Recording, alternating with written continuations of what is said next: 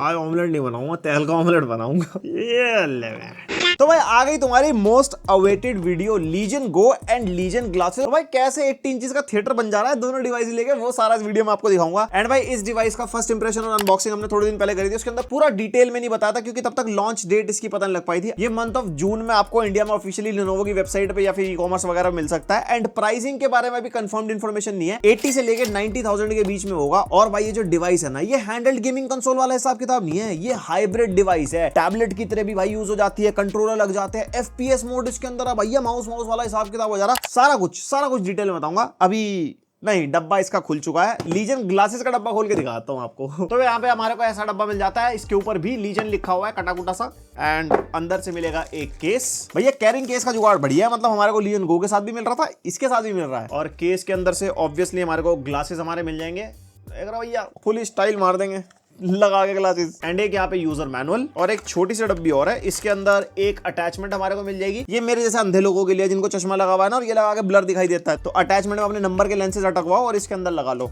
दिखाता हूँ अभी आपको कैसे लगेंगे। और यहाँ पे एक्स्ट्रा नोज पैड्स मिल जाएंगे आपके नाक के हिसाब से। और यहाँ पे एक और एक्स्ट्रा अटैचमेंट मिल जाती है, ये हमारे ग्लासेस में पीछे की तरफ लगती है, जिससे हमारे ग्लासेस वगैरह जल्दी से निकले ना, थोड़ा कंफर्ट वगैरह के लिए होता है। और एक मिल जाएगा भैया यहाँ पे कपड़ा सफाई करने के लिए। सबसे पहली चीज जो भाई यहाँ पे ग्लास का केस है ना, वो बहुत ही अच्छी क्वालिटी का है, मतलब जल्दी से दबता नहीं है, काफी हार्ड शेल टाइप का है। और अंदर से भी जो बिल्ड वगैरह है इसकी वो काफी बढ़िया है। और भाई यहाँ पे जो ग्लासेस की बिल्ड क्वालिटी है बहुत स्टर्डी है। यहाँ पे लीजन की ब्रांडिंग है प्रॉपर, यहाँ पे मतलब जो इसकी वायर भी है ना वो भी अच्छी खासी मोटी है। और यहाँ पे फ्रंट में हमारे को ब्लैक ग्लासेस मिल जाएंगे। एंड काफी मोटा है चश्मा, नॉर्मल चश्मे वाली फीलिंग नहीं देता है चेहरे पे लगने के बाद ना। चश्मे के अंदर हमारे को स्पीकर्स भी मिलते हैं, दोनों तरफ यहाँ पे स्पीकर्स हैं। और यहाँ पे हमारे को दोनों तरफ बटन्स भी मिल जाएंगे, एक तरफ ब्राइटनेस कम ज्यादा करने का बटन है और एक तरफ वॉल्यूम कम ज्यादा करने का बटन है। एंड यहाँ पे सेंटर में हमारे को मिल जाता है सेंसर। जैसे आप इसको आंखों के ऊपर लगाओगे तभी एक्टिवेट होता है, आंखों से हटाते इसकी स्क्रीन अपने आप ऑफ हो जाती है। मतलब जिस डिवाइस पे आपने लगाया हुआ है उसकी बैटरी ना खाता रहे ना, ये तो सेंसर उसके लिए दिया है। और यहाँ पे इसके साथ हमारे को अटैच्ड वायर मिलती है टाइप सी वाली। और ये जो टाइप सी है USB 3.2 वाली है, DP 1.2 को सपोर्ट करते हैं। तो जो भी आपके पास डिवाइस है जिसके अंदर टाइप सी आउटपुट का सपोर्ट है, जैसे मेरे पास Samsung S24 Ultra है, iPhone 15 Pro है, उसके अंदर लगा के मैं डायरेक्टली इस चश्मे को अपनी डिवाइस से कनेक्ट कर सकता हूँ। ये बेसिकली एक एक्सटर्नल डिस्प्ले है, बस जो आंखों पे आप लगा लो, एकदम प्राइवेसी वाले हिसाब किताब के साथ। क्या क्या चल रहा प्राइवेट में अंदर भाई साहब, जोर जोर से बोल के लोगों को स्कीमें बता दे। एंड अगर टेक्निकल बातचीत करते हैं तो इसके अंदर हमारे को माइक्रो ओलेड डिस्प्ले मिलती है, फुल HD रेजोल्यूशन है उसका, 60 हर्ट्ज का रिफ्रेश रेट है। एंड जो मैक्सिमम प्रोजेक्शन होता है ना वो 80 to 85 इंचेस तक का हो जाता है। अब आप 80-85 इंचेस एक बार इमेजिन करके देखो, वो तुम्हारे सामने ऑगमेंटेड रियलिटी में चलेगा। मतलब सामने जैसे ये कैमरा रखा है और मैं ग्लास लगा लूं तो बीच में ही एक स्क्रीन क्रिएट हो जाती है और आसपास का भी दिखता है। मतलब जैसे ब्लैक ग्लासेस है ना तो आसपास का थोड़ा थोड़ा दिखता है, लेकिन जब आप कंटेंट देखने लगते हो ना उसके बाद आपका सारा फोकस कंटेंट पे जाता है, तो आसपास का थोड़ा बहुत जो ट्रांसपेरेंट सा दिखता भी है ना वो भी आप इग्नोर करने लग जाते हो। एंड थिएटर लेवल वाला मजा आता है भाई साहब। और ये जो ग्लासेस है वो TUV red light, low blue light and flicker reduced दोनों सर्टिफिकेशन के साथ आता है। अब इतनी आंखों के पास ये डिवाइस रहेगी तो आंखों को भाई नुकसान हो सकता है, तो आपकी आंखों को ज्यादा नुकसान नहीं होगा। ऑब्वियस सी बात है भाई, इतना क्लोज लगाते तो आंखों पे जोर तो पड़ता है। गेमिंग वगैरह में इसके ऊपर करके देख रहा था, 1 घंटे बाद आंखों से पानी आना शुरू हो गया था और थोड़ा स्ट्रेन पड़ता है। और लगने के बाद ना चश्मे वाली फीलिंग डेफिनेटली नहीं देता, क्योंकि आप देखो ना लगने के बाद कितना दूर है आपके चेहरे से। और यहाँ पे लेंस इसके अंदर इतने मोटे मोटे लगा रखे हैं, तो दूर से बंदा देख के पहचान जाएगा कि भाई ये नॉर्मल चश्मा तो नहीं है। और ये भैया बैठ के यूज करने के लिए है, ये नहीं कि आपने इसकी तार निकाली हो आप दुनिया में नॉर्मली घूम रहे हो, ये आपको उतारना पड़ेगा क्योंकि कुछ ढंग से दिखाई नहीं देता तार पार का। फॉर एग्जांपल आप फ्लाइट में, बस में या ट्रेन में ट्रैवल कर रहे हो और अगर आपको कंटेंट देखना है, फोन की स्क्रीन ऐसे नहीं पकड़नी, आंखों पे लगाओ और ऐसे पीछे चौड़ में बैठ जाओ भाई साहब, आपके सामने चलेगा सारा कुछ हिसाब किताब। बट ये इसके अंदर मेरे को ड्रॉबैक लगा, जो साइड्स है ना, जो कॉर्नर्स होते हैं भाई, वहां से ये ब्लर दिखाई देता है। एग्जैक्ट वहां पे फोकस नहीं होता, एजेस ब्लर रहते हैं। पहले मुझे लगा था सिर्फ मेरे साथ है क्योंकि मैंने अटैचमेंट लगा रखी थी, बट स्टूडियो में और लोगों ने भी यूज करके देखा, एजेस में थोड़ी सी ब्लरीनेस फील हो रही थी। एंड इसके अंदर जो अपनी डिस्प्ले ना वो थोड़े से वार्म साइड कलर वो प्रोड्यूस करते हैं। एंड इसके अंदर अपना कोई ऑपरेटिंग सिस्टम नहीं है, ये सिर्फ और सिर्फ एक स्क्रीन है, कोई स्टैंड अलोन डिवाइस नहीं है। जिस भी डिवाइस के साथ कनेक्ट करोगे उसका प्रोजेक्शन इसके अंदर आपको दिखेगा। टाइप सी के थ्रू चाहे आप लैपटॉप पे कनेक्ट कर लो, जिस लैपटॉप के अंदर से डिस्प्ले आउटपुट है, लीजन गो के अंदर तो डेफिनेटली है ही है। स्मार्टफोन से कनेक्ट करना मतलब एकदम फुल प्राइवेट थिएटर वाइब। और यहाँ पे इसकी अटैचमेंट लगानी भी इतनी मुश्किल नहीं है, यहाँ पे हमारे को 2 तरफ लॉक्स मिल जाते हैं, इसके लॉक्स के ऊपर इसकी अटैचमेंट रखो और एकदम से यहाँ पे से टक से करके लग जाती है। और जैसे हम लीजन ग्लासेस को लीजन गो से कनेक्ट करते हैं ना, इसके अंदर हमारे को लीजन स्पेस की सेटिंग्स में ग्लासेस का ऑप्शन मिलता है, जिसके अंदर जाके आप ब्राइटनेस और वॉल्यूम कंट्रोल कर सकते हो, जो इसके आप बटन से भी कर सकते हो। लेकिन एक ऑप्शन एक्स्ट्रा मिलता है, लो ब्लू लाइट फिल्टर वाला, इससे थोड़ी सी वार्म साइड हो जाती है डिस्प्ले, मतलब आंखों पे ज्यादा जोर नहीं पड़ता। बस एक ये एक्स्ट्रा फीचर है जो इसके अंदर डायरेक्टली नहीं है। और भाई इसकी डेडिकेटेडली प्राइसिंग हमारे पास अभी नहीं है, ये इंडिया में कब लॉन्च होगा कब नहीं उसका भी कोई आइडिया नहीं है। लीजन गो का आइडिया था तो मैंने आपको बता दिया। एंड यस, आप भाई फ्री गेम के बारे में मेरे से पूछते रहते हो भैया कोई गेम में बता दिया करो। और भाई जैसे कि हमारे पास ये हैंडल डिवाइस थी ना, हैंडल्ड पे तो गेमिंग करने का स्वाद ही अलग है, तो हम इसके ऊपर खेल के देख रहे थे free to play game world of warships करके। और भाई इस गेम के अंदर भाई शिप्स है, फुल नेवल बैटल होता है, आप सोलो खेलो, दोस्तों के साथ खेलो, ऑनलाइन आप खेल सकते हो। बेसिकली शिप्स का ना बैटल रॉयल है पूरा। और इस गेम के अंदर हमारे को 600 प्लस ऑथेंटिक शिप्स मिलते हैं जिसको आप अपग्रेड या कस्टमाइज भी कर सकते हो। और ये सारी चीजें होते हुए भी ये गेम फ्री टू प्ले है। एंड इनका ना एक होली इवेंट चल रहा है जिसका कूपन कोड आपकी स्क्रीन पे आ रहा होगा। ये कोड आप यूज करोगे तो आपको टियर 5 क्रूजर शिप फ्री में मिलेगी एंड बोनस कंटेंट भी मिलेगा फर्स्ट टाइम अगर आप गेम खेलते हो। और हाँ, ये वीडियो अगर आप 14 मई के बाद देख रहे हो ना तो ये वाला कूपन कोड शायद एक्सपायर हो जाएगा, तो ये दूसरा कूपन कोड आ रहा होगा स्क्रीन पे, ये वाला आप यूज कर सकते हो फॉर द एक्स्ट्रा कंटेंट। तो लिंक दे दूंगा डिस्क्रिप्शन में, अभी जाओ वर्ल्ड ऑफ वॉरशिप्स खेलो, एकदम फुल फ्री टू प्ले वाला हिसाब किताब है। और भाई अब मेनली बात कर लेते हैं इस डिवाइस के बारे में। एंड भाई डिवाइस का आप साइज देखो, अगर नहीं समझ में आ रहा तो आपको कंपैरिजन दिखाता हूं। ये हो गया हमारा स्टीम डेक। स्टीम डेक कितना अच्छा खासा बड़ा कंसोल है और उसके जितनी लगभग डिवाइस है, मतलब चौड़ी है ऊपर से, बट लेकिन स्टीम डेक की डिस्प्ले बहुत छोटी थी, इसकी डिस्प्ले बहुत बड़ी है। एंड यहाँ पे अगर रॉग एलआई से कंपेयर करते हैं तो भाई ये तो बच्चा लग रहा है इसके सामने। और एक और छोटा बच्चा हमारा निंटेंडो स्विच, ये कुछ ज्यादा ही छोटा हो गया साइज में। तो भाई यहाँ पे हमारे को लेफ्ट और राइट साइड में देखो कंट्रोलर मिल जाएंगे जैसे नॉर्मली हमारे को हैंडहेल्ड गेमिंग कंसोल में मिलते ही हैं। ऊपर की तरफ वॉल्यूम बटन हो गए, पोर्ट हो गए और एग्जॉस्ट वेंट हो गया, इधर पावर बटन, हेडफोन जैक वगैरह हो गया। और ये पूरा का पूरा एक्सबॉक्स लेआउट को फॉलो करता है। एंड पीछे से हमारे को यहाँ पे इंटेक के वेंट्स मिल जाते हैं और एक्स्ट्रा बटन है इसके कंट्रोलर पे। और भाई आता है किक स्टैंड के साथ। अब तुम कहोगे भैया किक स्टैंड का क्या रोल है जब कंट्रोलर हाथ में पकड़ना है? नहीं नहीं नहीं नहीं, ये आता है डिटैचेबल कंट्रोलर के साथ। जैसे निंटेंडो स्विच में कंट्रोलर निकल जाता है ना, इसके कंट्रोलर हम यहाँ पे पीछे बटन मिलता है, यहाँ पे दबा के कुछ इस तरीके से निकाल सकते हैं और अपनी डिवाइस आप सामने रख दो और कंट्रोलर दोनों आपके हाथ में गेम खेलने के लिए। लेकिन एक चीज ज्यादा ड्रॉबैक लगी मेरे को, जैसे निंटेंडो स्विच के बॉक्स में एक अटैचमेंट मिलती है जिसके अंदर हम कंट्रोलर लेफ्ट और राइट में लगा के एज अ कंट्रोलर बना लेते हैं। इसके साथ कोई ऐसी अटैचमेंट लेनोवो ने नहीं दी, या फिर हो सकता है बाद में कोई ऐसी अटैचमेंट वो निकाल दें और सेपरेटली उसको सेल करें। और जो एनालॉग स्टिक्स है दोनों, इसके अंदर हमारे को RGB भी मिल जाती है और ये आप कस्टमाइज भी कर सकते हो इसकी लीजन स्पेस वाली एप्लीकेशन के अंदर जाके, जिसके अंदर हमारे को डिफरेंट इफेक्ट्स मिल जाते हैं यहाँ पे और डायनामिक कलर, ब्राइटनेस, स्पीड वगैरह सब आप अपने हिसाब से कस्टमाइज कर पाओगे। और ये बस दिखाने के लिए ठीक है, क्योंकि हैंडल डिवाइस पे बैटरी बैकअप ज्यादा चाहिए तो लाइटें ऑफ करके गेमिंग करो तो ज्यादा बेटर रहता है। और भाई इसका महंगा होने का रीजन यही है, ये हाइब्रिड डिवाइस है, हैंडल्ड कंसोल की तरह भी यूज कर सकते हो। इसकी जो बीच की सिर्फ से स्क्रीन है as a tablet multimedia device की तरह भी यूज कर सकते हो। और इसके कंट्रोलर को हम FPS मोड की तरह भी यूज कर सकते हैं, जिसमें हमारा राइट वाला कंट्रोलर माउस बन जाता है। एक अटैचमेंट है इसके बॉक्स के अंदर जो इस तरीके से लग जाती है और राइट कंट्रोलर अपने हाथ में रखो और FPS वाले गेम्स आप खेल सकते हो, या फिर कोई ऐसे गेम्स जिसके अंदर आपको थोड़े ठिकाने लगाने और भाई वो कंट्रोलर से आपसे होते नहीं है, तो यहाँ पे FPS मोड में कन्वर्ट हो जाता है। और FPS मोड के अंदर एक कैच है, हमारे कंट्रोलर को जैसे आप FPS मोड पे शिफ्ट करोगे ना, नीचे हमारे को बटन मिलता है। FPS मोड पे करने के बाद ये जो गेम पैड है as a keyboard mouse detect होता है हमारे लीजन गो के अंदर और उसके अंदर हमारे को मैपिंग करनी पड़ती है। फॉर एग्जांपल आपके गेम में रीलोड R पे है, 1 2 3 4 पे आपकी गन्स है कुछ है, तो इसके लीजन स्पेस सॉफ्टवेयर में जाके ना यहाँ पे मैपिंग का ऑप्शन मिलता है। वैसे तो कंट्रोलर भी मैप कर सकते हैं, लेकिन इस केस में मैपिंग बहुत जरूरी है क्योंकि वो गेम टू गेम वैरी करती है। एंड जिस गेम के अंदर बहुत ही ज्यादा कीज की जरूरत है वहां पे लिमिट भी कर जाता है। वैसे ज्यादातर गेम्स में आप इससे आराम से खेल पाओगे, ऐसी कोई दिक्कत है नहीं। और जैसे कि FPS मोड वाला सीन है ना, तो यहाँ पे बटन भी बड़े सही तरीके से प्लेस कर रखे हैं। जैसे यहाँ पे M1 और M2 बिल्कुल सामने है जो हमारा लेफ्ट और राइट क्लिक बन जाता है, और उसके अलावा स्क्रॉल व्हील इन्होंने दे रखा है जो हमारे थंब के ऊपर एग्जैक्ट पड़ता है। और M3 और Y3 मैक्रो है जो कि हमारे हाथ पे बिल्कुल सेट पड़ता है अगर आप मैक्रो असाइन करते हो उसके अंदर। और सामने वाले जो भी ट्रैक पैड है, ABXY बटन है और एनालॉग स्टिक है, ये डीएक्टिवेट हो जाती है FPS मोड में, जिससे आपसे एक्सीडेंटल क्लिक्स वगैरह ना हो जाए। और यहाँ पे राइट साइड कंट्रोलर पे हमारे को ट्रैक पैड भी मिल जाता है जो हमारे को ROG Ally में नहीं मिल रहा था। ROG Ally भी अपने आप में एक अच्छी डिवाइस थी हैंडल्ड वाली, लेकिन वही था कुछ कमियां थी जैसे कंट्रोलर डिटैचेबल या फिर ट्रैक पैड वगैरह। Lenovo वालों ने बोला भाई साहब होल्ड माई बियर, हम करके देंगे सारा कुछ आपको। एंड उसके अलावा जो इन हैंड फील है डिवाइस की वो बढ़िया है, लाइक मतलब बटन्स वगैरह काफी स्टडी फील होते हैं। डिवाइस की अपनी बिल्ड क्वालिटी भी मतलब काफी सॉलिड है, पॉलीकार्बोनेट बिल्ड है, लेकिन प्लास्टिक की क्वालिटी काफी अच्छी इन्होंने यूज कर रखी है। यहाँ पे बटन्स वगैरह भी टैक्टाइल है और एनालॉग स्टिक वगैरह भी बढ़िया है। लेकिन बिल्ड के मामले में मेरी एक छोटी सी शिकायत है, जो इसकी अटैचमेंट है ना, देखो सीधी सी बात है रिमूवेबल है तो ऑब्वियसली इतनी स्टडी तो नहीं होंगी। थोड़ी सी आप देख सकते हो यहाँ पे मूवमेंट फील होती है, ये थोड़ा अच्छे से बकल अप हो जाती है तो और ज्यादा स्टडी फील आती है, लेकिन वैसे बिल्ड क्वालिटी में कोई इशू नहीं है। और जो इसकी मैक्रो की भी पोजीशन है वो लेफ्ट कंट्रोलर की तो सही है, बट राइट कंट्रोलर की मैक्रो पोजीशन बिल्कुल हमारे हाथ के नीचे है। ये बेसिकली ना FPS मोड के हिसाब से प्लेसमेंट कर रखी है इन्होंने। तो अगर आप गेम पैड मोड पे खेल रहे हो और राइट साइड वाली मैक्रो आप सोच रहे हो असाइन कर लो, तो ये इतनी प्रैक्टिकल नहीं रहेगी क्योंकि ऐसे ऐसे ना दबती रहती है। तो ये FPS मोड पे ही राइट वाला कंट्रोलर काम आता है, लेफ्ट वाले की मैक्रो आप यूज कर सकते हो। अगर आप गेम्स में मैक्रो वगैरह यूज करते हो, मल्टीपल कॉम्बिनेशन, एक बटन वगैरह सब कुछ पता होगा मैक्रो के बारे में तो। रिव्यू देखते क्या हमारा तो। एंड पोर्ट्स एंड बटन्स के मामले में ऊपर हमारे को वॉल्यूम रॉकर बटन मिलते हैं, एक टाइप सी पोर्ट मिलता है USB 4 वाला जो हमारा पावर डिलीवरी को भी सपोर्ट करता है, 65 वॉट का चार्जर आता है, उससे आप इसको चार्ज कर सकते हो, डिस्प्ले आउटपुट को भी सपोर्ट करता है, plus fast speed data transfer को भी सपोर्ट करता है। उसके बाद यहाँ पे हमारे को माइक्रो SD कार्ड का स्लॉट मिल जाता है, इसके अंदर मैंने 1 TB का SD कार्ड डाला, आराम से चल गया। इससे ऊपर कितना सपोर्ट करता है वो मेरे को नहीं पता, वैसे आराम से 2 TB तक भी कर जाना चाहिए। और एक यहाँ पे हमारे को हेडफोन माइक जैक का कॉम्बो मिल जाएगा और एक पावर बटन भी मिल जाता है, और एक हमारे को USB 4 का टाइप सी पोर्ट नीचे की तरफ मिलता है। इसकी भी स्पेसिफिकेशन सेम है, सब कुछ कर सकते हो। और ये अच्छी चीज है भाई, 2 टाइप सी के पोर्ट हैं इसके अंदर। ROG Ally के अंदर एक ही टाइप सी पोर्ट था, तो हम या तो चार्ज ही करवा पाते थे या कोई डिवाइस ही कनेक्ट कर पाते थे, या फिर आपको सेपरेट अटैचमेंट खरीदनी पड़ती थी एक्स्ट्रा चीजें चलाने के लिए। अब वो चीज इसके अंदर सही है, आपने इधर एक तरफ USB हब या कोई SSD वगैरह लगा रखे, तो चार्जिंग भी आप साइड बाय साइड कर पाओगे, वो एक बढ़िया चीज है। एंड साथ में जो इसका केस है ना, उसके नीचे भी हमारे को टाइप सी पोर्ट की एक्स्ट्रा स्पेसिंग मिलती है, तो अगर आपने केस के अंदर रख रखा है तो आप केस के बाहर से चार्जिंग में लगा सकते हो। और इस डिवाइस के अंदर आपको माइक्रोफोन भी मिल जाएगा। अभी जो अभी ऑडियो सुन रहे हो वो इसी डिवाइस पर रिकॉर्ड हो रही है। कोई डिस्कॉर्ड वगैरह आप डालते हो, लोगों से बातचीत आपको करनी है, गेम के अंदर दोस्तों से बातचीत करनी है, मल्टीप्लेयर खेलते हुए, तो इस तरीके की आवाज सामने वाले को सुनाई देगी। एंड यस, माइक की क्वालिटी अच्छी खासी मिल जाती है। डुअल एरे माइक्रोफोन, 2 माइक्रोफोन इसके अंदर हमारे को मिलते हैं। जो है बस यही है, बताओ कमेंट करके कैसे लगी।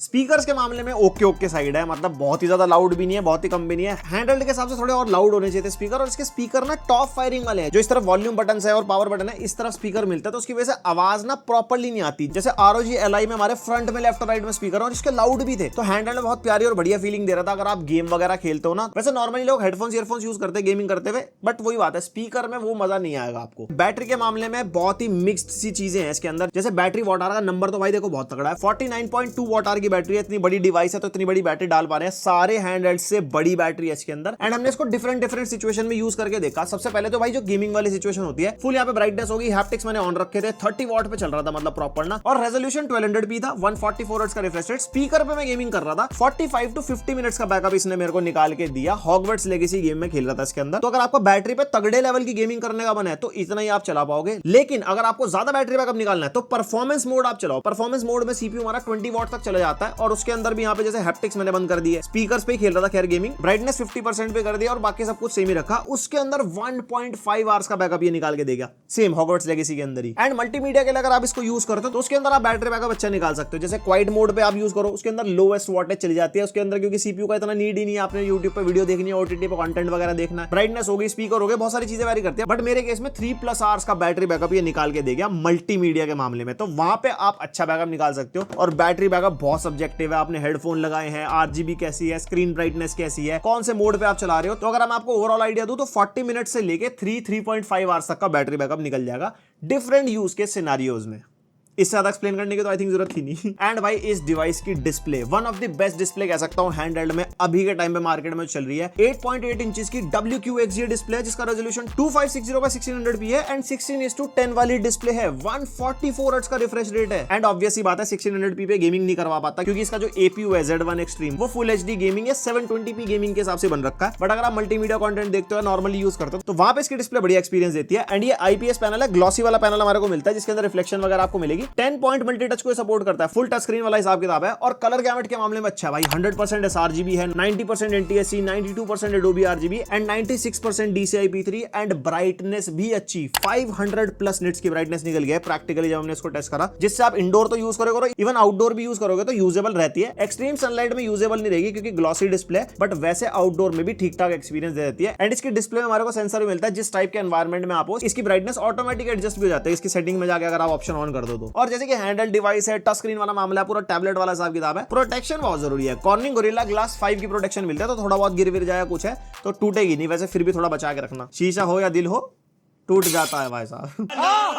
एंड डिस्प्ले एक्सपीरियंस की अगर बात करूं, आपको गेमिंग करनी है, आपको कंटेंट देखना है, डिस्प्ले कहीं से कहीं तक किसी भी मामले में हैंडल डिवाइस के हिसाब से डिसअपॉइंट नहीं करती। एज अ विंडोज टैबलेट मान लो या as a gaming console device मान लो, दोनों केस में मस्त मामला रहता है। और यहाँ पे हर हैंडल डिवाइस की तरह इसके अंदर भी हमारे को सॉफ्टवेयर मिलता है। जैसे ये वाला बटन प्रेस करेंगे तो यहाँ पे डिफरेंट मोड्स वगैरह हमारे को मिल जाते हैं, फैन स्पीड आप सेट कर सकते हो, सेटिंग्स आइकन में ब्राइटनेस, यहाँ पे रेजोल्यूशन, ब्लूटूथ वगैरह हो गया, और कंट्रोलर के ऑप्शन यहाँ पे हमारे को मिल जाएंगे। सेटिंग्स का आइकन मिलता है जिसमें क्विक सेटिंग्स मिल जाएगी, और यहाँ पे प्रोडक्टिविटी मोड मिलता है। अगर आप बड़ी स्क्रीन से कनेक्ट करोगे, ऑन कर दो तो वो प्राइमरी डिस्प्ले बन बन जाएगी। एंड यहाँ पे हमारे को लीजन का बटन भी मिलता है जिससे खुल जाता है हमारा लीजन स्पेस। और ये जैसे कि हमारी इंडियन डिवाइस नहीं है, तो यहाँ पे ना हमारे को एक स्टोर टाइप मिलता है जिसके अंदर ना डॉलर्स में गेम सारे दे रखे हैं। होपफुली जब इंडिया में आएगा तो यहाँ पे रुपीज में कुछ सिस्टम हमारे को मिलेगा। क्लाउड गेमिंग सर्विसेज यहाँ पे दे रखी है, लेकिन वही बात है, ये सिर्फ और सिर्फ एक वेबसाइट खोल देती है। जैसे Xbox एडिड है, वेबसाइट खुल जाएगी और यहाँ पे चाहो तो दूसरा आप ऐड कर लो। और यहाँ पे देख लो आप URL मांग रहा है, तो यहाँ पे कोई डेडिकेटेड ऐप नहीं है इसकी। उसके अलावा यहाँ पे लाइब्रेरी का ऑप्शन यहाँ पे मिल जाता है, जो आपके गेम्स होंगे आप लाइब्रेरी में यहाँ पे ऐड ऑन कर सकते हो। एंड यहाँ पे सेटिंग्स हमारे को मिल जाएगी, सेटिंग्स के अंदर वही सारी चीजें जो आपको पहले दिखा रहा था, बट थोड़ी डिटेल में यहाँ पे हमारे को मिलती है। और एक चीज बढ़िया लगी मेरे को इसके अंदर, यहाँ पे ड्राइवर्स वगैरह के जो अपडेट है ना, यहाँ पे हमारे को ऑन द गो इसी के अंदर मिल जाते हैं। कोई आपका बायोस का अपडेट आया हो, कोई चिपसेट का अपडेट आया हो, सारा कुछ हमारे को लीजन स्पेस की एप्लीकेशन के अंदर ही मिल जाता है, जो एक मेरे को बढ़िया चीज लगी। एंड भाई अब कर लेते हैं थोड़ी तकनीकी बातें। प्रोसेसर आपको पता ही है, AMD का Z1 Extreme APU डाल रखा है इसके अंदर, जो हमारे को सेम ROG Ally के अंदर मिलता है। 8 कोर 16 थ्रेड्स वाला APU है, मैक्सिमम टर्बो फ्रीक्वेंसी 5.1 GHz तक की है और 4nm बेस्ड है, Zen 4 आर्किटेक्चर पे है। मिनिमम TDP 9 वॉट तक जा सकती है, क्वाइट मोड में जो आपको बता रहा था मैक्सिमम 30 वॉट तक जा सकता है। वैसे अगर ब्रांड चाहे ट्वीक करके तो इसको 40-45 वॉट तक भी ले जा सकता है, बट वही बात है, फिर थर्मल्स का मामला बिगड़ जाता है, जैसे ROG Ally में बिगड़ा था। शुरुआत में 40-45 वॉट तक जा रहा था एंड बहुत गर्म हो रहा था, 90+ डिग्रीज टेम्परेचर जा रहे थे इसके। फिर बायोस वगैरह update I and automatically 30-35 what पर ट्वीक हो गया था। और यहाँ पे 16 GB की ऑन बोर्ड रैम मिल जाएगी हमारे को, LPDDR5X 7500 मेगाहर्ट्ज क्लॉक स्पीड वाली, 1 TB की Gen 4 SSD इसके अंदर, जिसकी रीड एंड राइट स्पीड हमारे को 5000 एंड 3000 Mbps के आसपास मिल जाएगी। कनेक्टिविटी के मामले में Wi-Fi 6E है, ब्लूटूथ वर्जन 5.3 है, तो आप इसको बिल्कुल लैपटॉप की तरह ही मानो। ब्लूटूथ वाली कोई भी डिवाइस कनेक्ट करनी हो, कुछ करनी हो, विंडोज डली हुई है यार, जैसे लैपटॉप चलता है वैसे ये चलता है। एंड इसके अंदर हमारे को 6 एक्सिस जायरो का भी सपोर्ट मिलता है, तो जायरो सपोर्ट वाले जो गेम होंगे ना, उसके अंदर आप अपना एकदम हिला हिला के गेमिंग कर पाओगे। एक ड्रॉबैक मेरे को इसके अंदर लगा, कोई भी विंडोज हेलो का सपोर्ट नहीं है। जैसे ROG Ally के अंदर इसके पावर बटन के अंदर फिंगरप्रिंट सेंसर था, इसके अंदर भी चाहते तो दे सकते थे, नो पासवर्ड लॉगिन वाला हिसाब किताब हो जाता। बट हाँ, 3 मंथ्स की Xbox की मेंबरशिप जरूर आपको मिलेगी, इसके साथ ही नहीं, Lenovo के किसी भी डिवाइस के साथ। कोलैबोरेशन है इनका फुल माइक्रोसॉफ्ट के साथ। और परफॉर्मेंस देख लेते हैं, सबसे पहले नंबरों पे नजर डाल लो। Cinebench R23 के स्कोर्स ये रहे तुम्हारे सामने, जैसे Z1 Extreme के स्कोर आने चाहिए वैसे ही है। और यहाँ मैं Cinebench 2024 चला रहा था, वो चला नहीं था इसके अंदर। ये रहे Geekbench 6 के नंबर्स, और उसके बाद ये रहा OpenCL स्कोर जो हमारे GPU के लिए होता है। इसके अंदर इंटीग्रेटेड GPU और अच्छा खासा पावरफुल है, 30,000 के आसपास स्कोर निकाल के दे रहा है Geekbench 6 में। और उसके बाद ये क्रॉसमार्क का बेंचमार्क हो गया फॉर कंपैरिजन, और PC Mark 10 6000+, which is a good score. 3D Mark Times Pi total 3000+ and 8400 के आसपास CPU स्कोर एंड 2800 के आसपास GPU स्कोर। तो जो लोग रेगुलर लैपटॉप की वीडियोस देखते रहते हैं उन्हें तो पता लग गया होगा कि भाई APU अच्छा खासा पावरफुल है। मतलब अगर आपको ग्राउंड रियलिटी की बात बताऊं तो जैसे हम एडिटिंग वगैरह करते हैं ना भाई, 4K लेवल की वीडियो एडिटिंग ये झेल जाता है। मतलब एक लेवल बात तो थोड़ा सा लैग करता है क्योंकि इतनी पतली मशीन के अंदर APU डाल रखा है और वो 30 वॉट तक ही जाता है, बट स्टिल मल्टी लेयर वाली 4K एडिटिंग हो जाती है इसके अंदर। फोटोशॉप वगैरह आपको चलाना हो, इलस्ट्रेटर चलाना हो, मल्टीटास्किंग करनी है, डॉक्यूमेंट्स वाले काम करने हैं, म्यूजिक प्रोडक्शन की ऐप वगैरह भी अगर आपको चलानी है तो इसका CPU इतना पावरफुल है जो आपके वो वाले काम भी ये करवा देगा। अगर स्टूडेंट हो, बड़ी स्क्रीन पे लगा कोडिंग वोडिंग करनी है वो भी हो जाएगी। हैंडल डिवाइस के साथ साथ एक प्रोडक्टिव डिवाइस की तरह भी आप इसको यूज कर सकते हो, बट आई थिंक वो बहुत इंप्रैक्टिकल चीज हो जाएगी। अगर आपके पास बड़ी डिस्प्ले है तो एक अलग चीज है, अगर नहीं है जबरदस्ती इसको लेके एक बड़ी डिस्प्ले लो, कुछ लो, इससे बेटर तो भाई साहब लैपटॉप ही ले लो आप महंगा है ना क्योंकि। और भाई ये है बेसिकली गेमिंग और मल्टीमीडिया डिवाइस। मल्टीमीडिया के बारे में सब कुछ मैंने आपको बता दिया, लेकिन अगर गेमिंग की बात करें तो भैया हमने चार्जिंग पे, विदाउट चार्जिंग पे, SD कार्ड, SSD सारे कंपैरिजन वगैरह बनाए हैं जैसे हमने लास्ट टाइम बनाए थे ROG Ally में। तो गेम टेस्ट पे नजर आ रहा आराम से।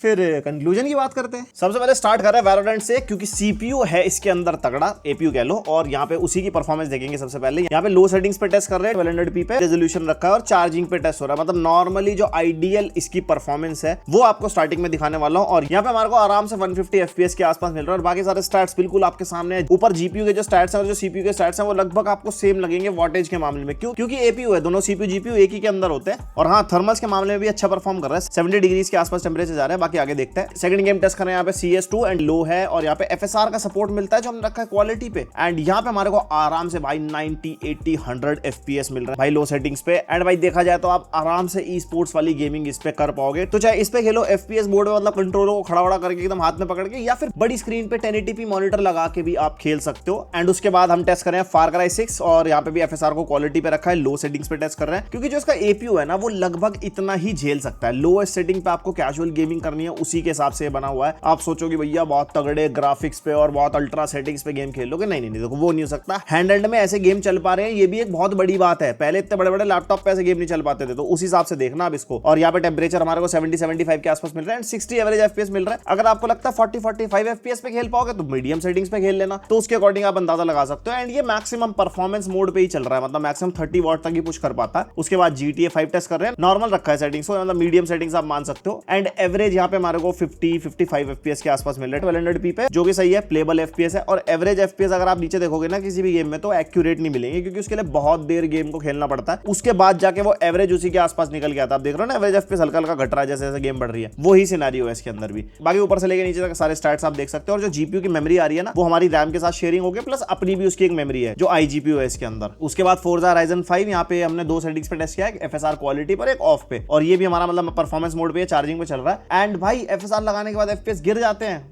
I don't know why. हमारा मतलब ये जो Forza Horizon है वो अलग ही लेवल पे परफॉर्म करता है, बट यस लो सेटिंग्स पे आराम से भाई 80-90 FPS दे रहा है, तो आराम से मीडियम इवन हाई सेटिंग्स पे भी आप ये गेम को इस पे खेल पाओगे। कुछ games medium to high settings पे चल सकते हैं। उसके बाद टेस्ट करें RDR2, और यहाँ पे हमारे को FSR का सपोर्ट मिलता है, एक तरफ क्वालिटी पे रखा है एक तरफ ऑफ है। एंड RDR2 में लोएस्ट पॉसिबल सेटिंग्स पे आराम से 40-45 FPS मिल रहा है FSR लगाने के बाद, एंड ऑफ पे भी प्लेबल FPS है, 40 FPS के आसपास ही है। तो गेम अच्छी खासी प्लेबल है, मतलब जितना हैवी गेम है और एक हैंडल डिवाइस के हिसाब से अगर आप देखो भाई टेक्नोलॉजी बहुत दूर आ गई है यार। उसके बाद टेस्ट करें हॉगवर्ट्स लेगेसी। ये गेम को लगा था भाई इस पे ढंग से चलेगा नहीं लोएस्ट सेटिंग पे भी, क्योंकि बहुत हैवी गेम है। और आप मानोगे नहीं, ये पूरा का पूरा गेम मैंने इसी डिवाइस पे ही एंड किया है। जब ये डिवाइस आई थी मैं इसको टेस्ट कर रहा था तो इसी गेम को खेल के मैंने टेस्ट किया, एंड बढ़िया लोएस्ट पॉसिबल सेटिंग्स पे आराम से 40 एवरेज FPS मिल जाते हैं FSR वगैरह लगा के। थोड़े बहुत डिप्स वगैरह मिलते हैं, जो भी हैवी गेम होंगे ना उसमें थोड़े बहुत FPS एकदम से स्टटर मारते हैं हल्के बहुत, बट यस गेम खेलने में ऐसी कोई दिक्कत आती नहीं है लॉन्ग टाइम में। उसके बाद लास्ट ऑफ अस टेस्ट करके देख रहे थे, इसके अंदर भी FSR का सपोर्ट हमारे को मिलता है, इसको क्वालिटी पे रखा है, एक तरफ ऑफ है। एंड लास्ट ऑफ अस में भी भाई प्लेबल FPS मिल रहे हैं। अगर आपको हैंडल डिवाइस में 30+ FPS मिल रहा है ना, तो वो छोटी स्क्रीन पे मजा आता है खेलने में, ऐसी कोई दिक्कत होती नहीं है। रॉ परफॉर्मेंस देखो ऑब्वियसली निकल गया हमारी, बट FSR लगाने के बाद आराम से 35-40 FPS के आसपास आ रहे हैं, जो कि प्लेबल होते हैं। उसके बाद टेस्ट करें Horizon Forbidden West, and resolution वही रखा है 1200p पे, और यहाँ पे लो क्वालिटी पे टेस्ट करेंगे क्योंकि बहुत हैवी गेम है ये, और FSR का सिनेरियो भी इसके अंदर मिलता है। और इस गेम के अंदर भी कहीं जगह प्लेबल FPS मिल रहे थे 30+, और कहीं पे बहुत ज्यादा स्टटर हो गया ना 25 FPS तक भी गिर रहा था। इस गेम को आज की डेट पे मैं इस डिवाइस के हिसाब से नहीं कह सकता, मतलब AMD Z1 Extreme APU पे अगर आपको खेलना है तो नहीं, आप ये गेम इतने बढ़िया FPS पे नहीं खेल पाओगे। उसके बाद स्पाइडरमैन माइल्स मोरालेस खेला, लो सेटिंग्स पे रखा था, और FSR लगाने के बाद प्लेबल FPS मिल रहा है। इवन FSR ऑफ पे भी प्लेबल FPS मिल रहा है 30-40 के आसपास, तो आराम से 40-50 FPS के आसपास मिल रहा है, जो कि अच्छे खासे प्लेबल होते हैं। ये गेम थोड़ी पुरानी है और ये चल भी रही है, जो लेटेस्ट वाले गेम्स उसमें थोड़ी दिक्कत हो रही है। उसके बाद टेस्ट करके देख रहे हैं साइबरपंक, एंड रेजोल्यूशन वही रखा है 1200p पे, और सेटिंग्स ऑब्वियसली भाई लो पे रखेंगे, उससे कम क्या ही रखेंगे। इसके अंदर एक स्टीम डेक वाली सेटिंग्स भी मिलती है, वो भी मैं टेस्ट करके देख रहा था। उसके अंदर FSR ना बैलेंस पे हो जाता है अपने आप ही, तो उसके अंदर तो हमारे को 35-40 FPS मिल रहे थे। मेरे को सबसे बेटर परफॉर्मेंस मिली FSR क्वालिटी पे लोएस्ट सेटिंग पे, 40-45 एवरेज FPS मिल रहे जो खेलने लायक होते हैं। इवन FSR ऑफ पे भी ठीक ठाक परफॉर्मेंस निकाल रहा था। साइबरपंक जैसी गेम एक हैंडल डिवाइस पे भाई चल पा रही है, मतलब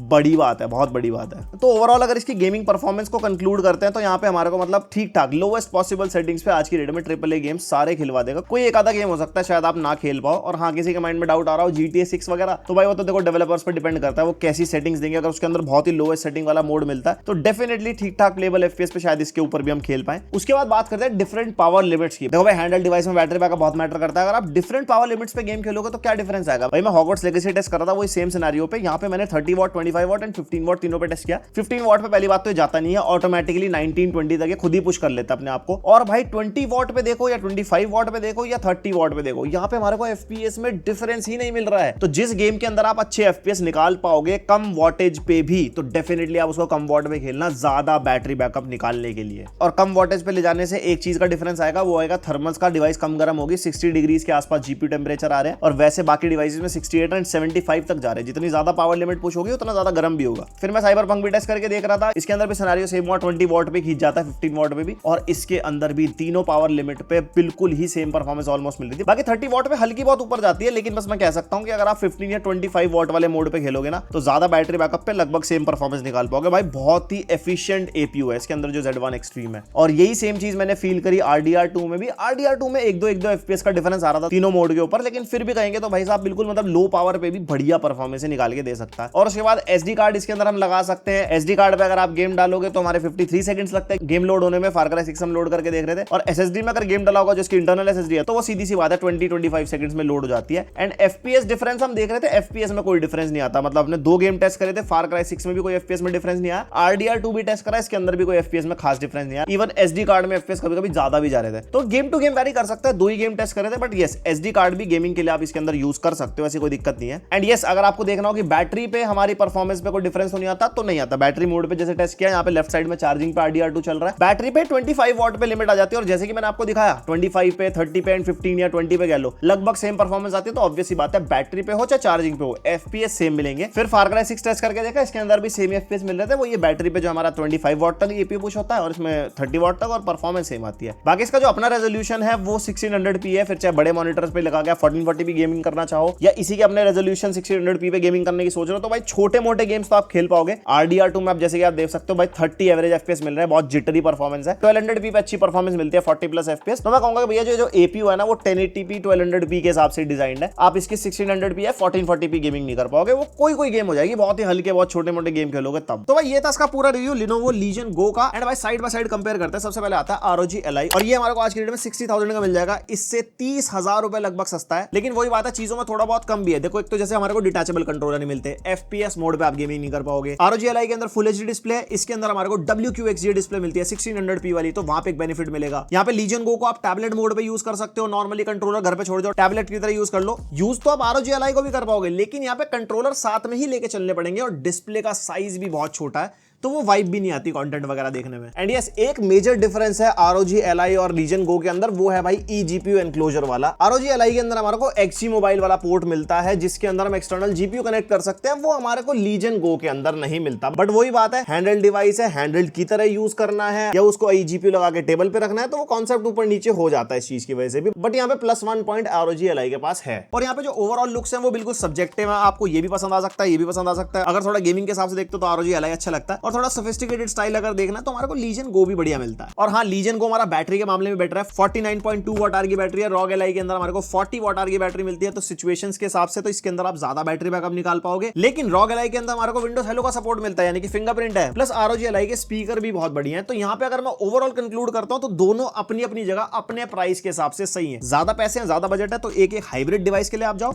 अगर ज्यादा बजट नहीं है, सेम ही चीजें करनी है, अगर गेम ही खेलने सिर्फ, तो मैं कहूंगा ROG Ally ज्यादा बेटर ऑप्शन है, सस्ते मिल जाएगा, छोटी स्क्रीन भले मिलेगी, लेकिन परफॉर्मेंस सेम निकाल के देगा Legion Go वाली। Legion Go के अंदर थोड़े ना मतलब फीचर्स के पैसे हैं। और एक मेन सवाल आता है भैया स्टीम डेक का, ये अलग ही लीग का कंसोल है, मतलब एक तो देखो लो पावर्ड है, तो परफॉर्मेंस इनके जैसे तो मिलेगी नहीं, लेकिन वहीं पे बैटरी बैकअप ये ज्यादा देगा, बट वही बात है ज्यादा FPS नहीं देगा, और ये बिल्कुल डिफरेंट OS बेस्ड है, सब कुछ अलग है। इसका डेडिकेटेड रिव्यू है चैनल पे, आप चाहो तो जाके वो भी देख सकते हो, और इसका भी आपको अंदाजा हो जाएगा कहां पे कैसे स्टैंड करता है। और फिर आ गया ये Nintendo Switch OLED, ये तो बहुत ही अलग है, इसका भी रिव्यू देखना, जो उससे पता लगेगा कि ये भाई विंडोज डिवाइस के आगे ये सब चीजें नहीं स्टैंड करती, क्योंकि इसके अंदर तो कुछ भी चला लो ना, मतलब कुछ भी, जैसे मतलब डॉक्यूमेंट हो गए और क्वैक वगैरह भी हो गया, तो सब हो जाएगा, कोई दिक्कत नहीं है। And yes, world of warships download करना मत भूलना, लिंक है डिस्क्रिप्शन में। और हाँ, कूपन कोड यूज करना मत भूलना, और अगर 14th में के बाद देख रहे हो तो ये वाला कूपन कोड यूज कर लेना। तो बस यही था मेरी तरफ से। बाकी आपके क्या थॉट्स हैं इन हैंडल्स के बारे में, और स्पेसिफिकली Legion Go के बारे में मेरे को कमेंट करके जरूर बताना। एंड Legion ग्लासेस कैसे लगे, वैसे तो मैं दिखा नहीं पाया, जैसे दिखा सकते हैं क्योंकि ये सिर्फ मैं ही देख सकता हूँ, बट स्टिल